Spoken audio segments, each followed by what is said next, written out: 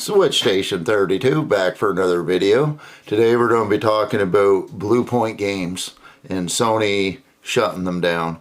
And I'm just going to make a quick video of my thoughts about it because this one really hit home because I really like Bluepoint games. I was excited to see what they were going to make.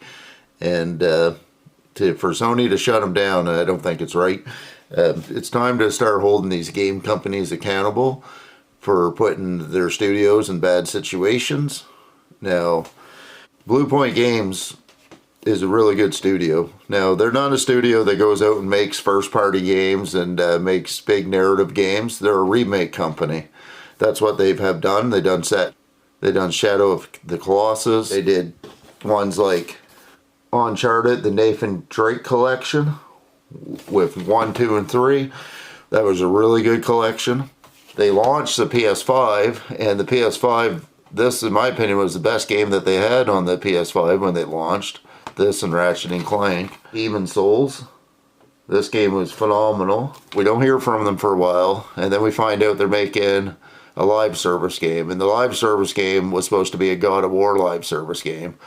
And to put a company that's never made a live service game in charge of God of War, which I might add is an action game, not a shooting game. Most live service games that are successful are shooting games like Fortnite and etc.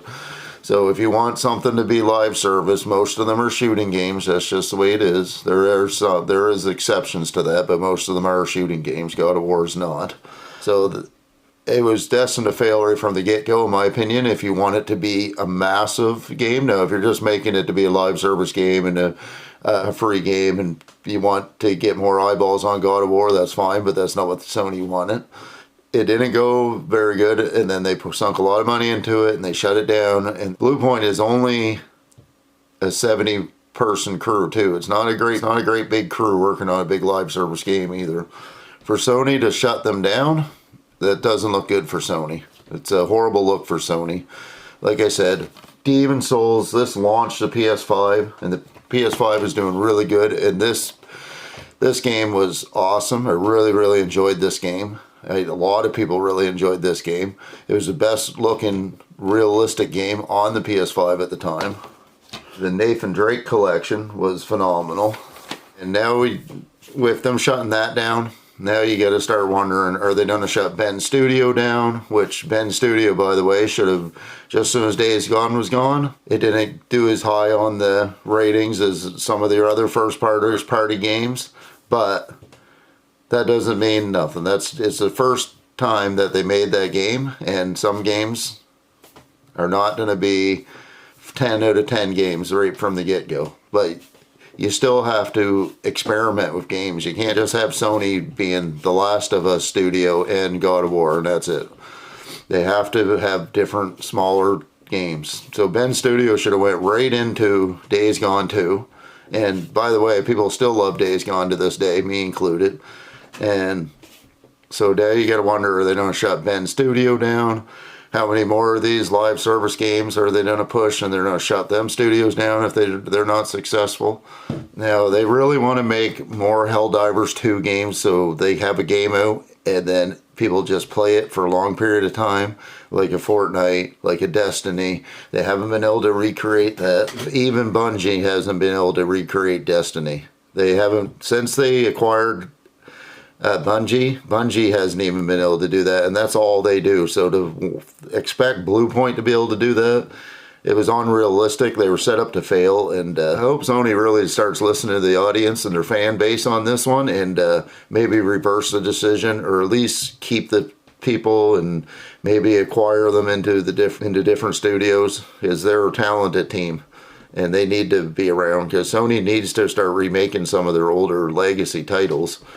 They can't just have games taking 7 or 8 years. Bluepoint probably could have had one game out by now and went right back into making another one. They could have had Bloodborne remastered and out on PS5 and then on to the next game by now if Sony would have let them and not just put them into a live service game. They are destined to fail. So anyways, that's my take on the Bluepoint situation. I'm just disappointed by it, and I really like Bluepoint Games. They make a couple of my favorite titles. I just showed you, and Shadow of the Colossus. I never tried that one, but that one is highly regarded.